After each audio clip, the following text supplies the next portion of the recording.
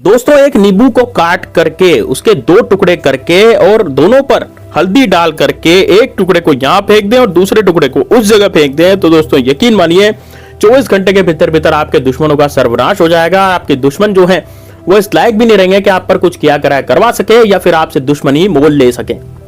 दोस्तों यदि आप भी दुश्मनों से बहुत ज्यादा परेशान हो चुके हैं, चारों तरफ से आपको लगता है कि यार दुश्मनों ने घेर लिया है, क्योंकि दोस्तों आज कलयुग में दुश्मन जो हैं वो ऐसे बढ़ते जा रहे हैं जैसे कि घास बढ़ती जाती है, यानी कि सावन में बिना पानी दिए घास बढ़ जाती है ना, उसी तरह से उलूल जुलूल दुश्मन आपके बढ़ते चले जाते हैं। कारण क्या है? आपकी तरक्की। आप जितनी ज्यादा तरक्की करते चले जाते हैं आपके शत्रु उतने ही ज्यादा बढ़ते चले जाते हैं। तो दोस्तों तरक्की जैसे जैसे करते जाएंगे वैसे दुश्मनों की संख्या भी बढ़ती चली जाएगी और ये दुश्मनों की संख्या थमने का नाम नहीं लेती। इस कारण से दोस्तों टोटके करते रहना चाहिए। तो इसीलिए आप यदि टोटके कर रहे हैं तो दोस्तों ये वाला टोटका बड़ा शानदार है, और यदि आपने आज दिन तक कोई टोटका नहीं किया तो दोस्तों मेरा चैनल पूरा आप दिखेगा, इसमें बहुत सारे टोटके हैं जो कि बहुत सारे लोगों को बहुत फायदा दे चुके हैं। इसलिए आप भी दोस्तों यदि फायदा उठाना चाहते हैं तो इस चैनल को सब्सक्राइब करके बेल आइकन को जरूर दबा दें। साथ ही में दोस्तों देखिए वीडियो बहुत शानदार है, वीडियो का जो उपाय है वो इतना प्रीमियम है, इतना शानदार है कि दोस्तों आपको न तो कोई मंत्र पढ़ना, न कोई तंत्र पढ़ना, न कोई माला फेरनी, न कोई पूजा पाठ करनी, लेकिन दोस्तों आपका जो दुश्मन है वो पूरी तरह से बर्बाद हो जाएगा, आपका दुश्मन पूरी तरह से खत्म हो जाएगा। तो दोस्तों किस तरह से प्रयोग को करना है, कैसे करना है, तो पूरा इस वीडियो में जानिए।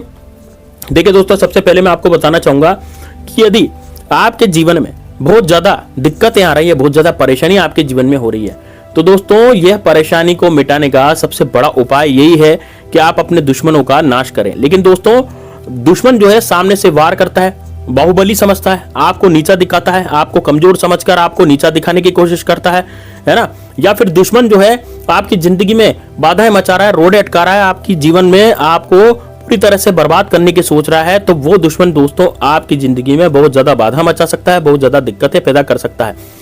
और दोस्तों यदि ऐसे दुश्मन जो कि गुप्त शत्रु हैं, जो कि पीठ पीछे वार करते हैं, वो शत्रु यदि आपके जीवन में पीछे पड़े हुए, क्योंकि दोस्तों आपको तो पता नहीं है ना कि कौन सा दुश्मन आपके पीछे पड़ा है, यदि वो गुप्त शत्रु है तो गुप्त रूप से आजकल कलयुग में गुप्त रूप से ज्यादा शत्रु वार करने लग गए हैं। क्योंकि दोस्तों जैसे मान लीजिए आपका कोई पड़ोसी है और वो आपसे जलता है, वो आपसे ऐसा जलता है तो आपसे बात नहीं करेगा, वो आपसे जलता है तो आपसे बोलेगा नहीं कि भाई मैं तेरे से जलता हूं, या फिर वो जबरदस्ती नहीं लड़ेगा। कई लोग लड़ते हैं और कई नहीं लड़ते, वो किया करा ऐसा कराएगा जिसके कारण आपके घर में आपको हो सकता है लकवा मार जाए। वो छोटा मोटा किया करा नहीं कराएगा, हो सकता है कि आप लकवा मार जाए, हो सकता है आपकी जिंदगी जो है वो खत्म हो जाए। ऐसा ही मैं एक वाकया आपको बताता हूं दोस्तों।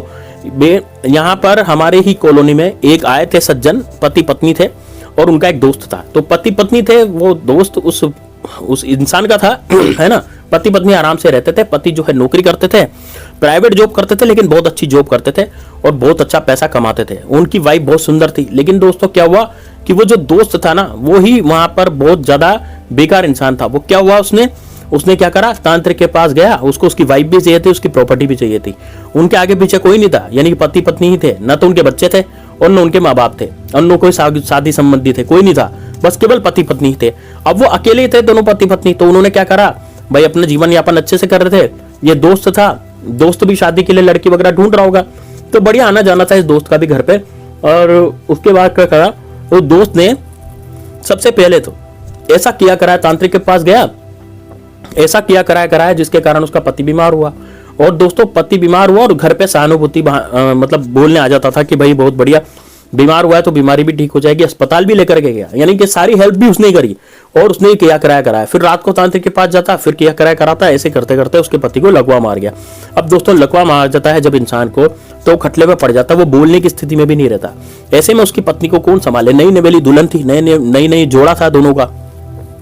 तो उसका दोस्त ही उसकी सहायता कर रहा था, तो दोस्त ने ही पत्नी से भी शादी कर ली। और दोस्तों उसने जो मकान लिया था आकर के, क्योंकि इतनी अच्छी हाई सैलरी थी, तो उसने जो मकान लिया था वो भी हड़प लिया। और पति इधर कोने में पड़ा हुआ है और पति पत्नी, वो उसका दोस्त और वो उसकी पत्नी बन गए। तो मजबूरी में उस पत्नी को उससे शादी करनी पड़ गई। तो दोस्तों ये होता है कि पत्नी भी गई और घर भी गया और वो कटले पे पड़ा है। तो इस तरह के से दुश्मन जो है आप पर भी सेंधमारी करते हैं। दोस्तों ये जबरदस्ती की जलन होती है, ये लाभ लेना होता है किसी से, आपकी प्रॉपर्टी है तो प्रॉपर्टी हथियाना होता है। अब देखिए इसमें क्या हुआ, इस कहानी में प्रॉपर्टी भी हथियाली और बीवी भी हथियाली, यानी कि दोनों चीजें हथियाली।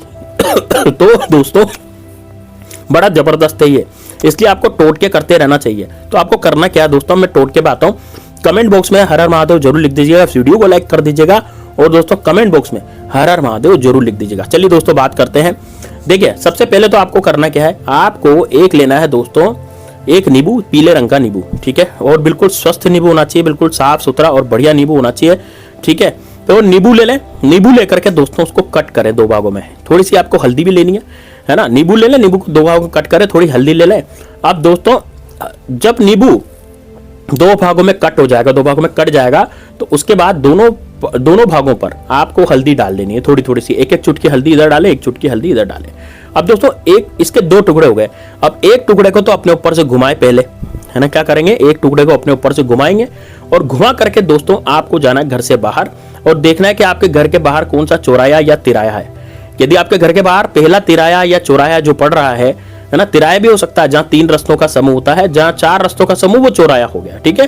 तो आप जाएं और जहां पर तिराया या चौराया है वहां पर जाकर के उस नींबू को रखाएं बीच में, चौराहे के बीच में रख के। कब करना उपाय को, उपाय शनिवार के दिन कर सकते हैं, रविवार के दिन कर सकते हैं, मंगलवार के दिन कर सकते हैं। 3 दिन में से किसी भी दिन करें, अमावस्या और पूर्णिमा के दिन भी कर सकते हैं। अपने ऊपर से 7 बार घुमा करके इसको वहां चौराहे पर रख के आएंगे। अब दूसरा नींबू का टुकड़ा आपके घर पे रहेगा।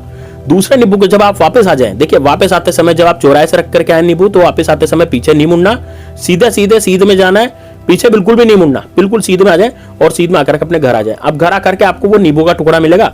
उस नींबू का टुकड़ा जो पड़ा हुआ था, उस नींबू के टुकड़े को आपको अपने घर की दक्षिण दिशा में, ठीक है, आपके घर की दक्षिण दिशा में शत्रु का नाम लेते हुए फेंक देना है। अपने ऊपर से 7 बार इसको भी घुमा लेना है और फेंक देना। अब दक्षिण दिशा में कैसे फेंकेंगे, देखिए मान लीजिए आपके घर की छत है, छत पे गए, छत पे जाने के बाद वहां पर तो चारों दिशाएं खुली रहती है, तो अपने ऊपर से 7 बार घुमाएं और दक्षिण दिशा में शत्रु का नाम लेकर फेंक दें।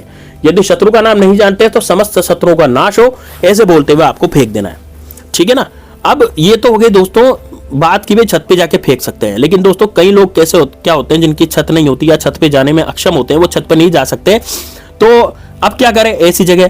तो यदि आप छत पे नहीं जा सकते, है ना, यदि आप मान लीजिए छत पर जाने में अक्षम हैं, तो आप क्या करेंगे, आप सबसे पहले देखिए यदि आप छत पे जाने में अक्षम है, आप छत पे नहीं जा सकते, तो आप क्या करेंगे, आप सबसे पहले घर से थोड़ा बाहर निकलेंगे। घर से बाहर निकल के जैसे कोई गार्डन हो या कुछ ऐसी जगह हो जहां पर चले जाए, खुला मैदान होना चाहिए, और वहां पे देखिए दक्षिण दिशा की तरफ, और दक्षिण दिशा की तरफ देख करके अपने ऊपर 7 बार इस नींबू को घुमाकर अपने शत्रु का नाम लेकर, या फिर आपके शत्रु का आपको नाम नहीं पता तो आप समस्त शत्रु का नाश हो जाए, और बड़े गुस्से के साथ आपको दक्षिण दिशा में उस नींबू को दोस्तों फेंक देना है, ठीक है।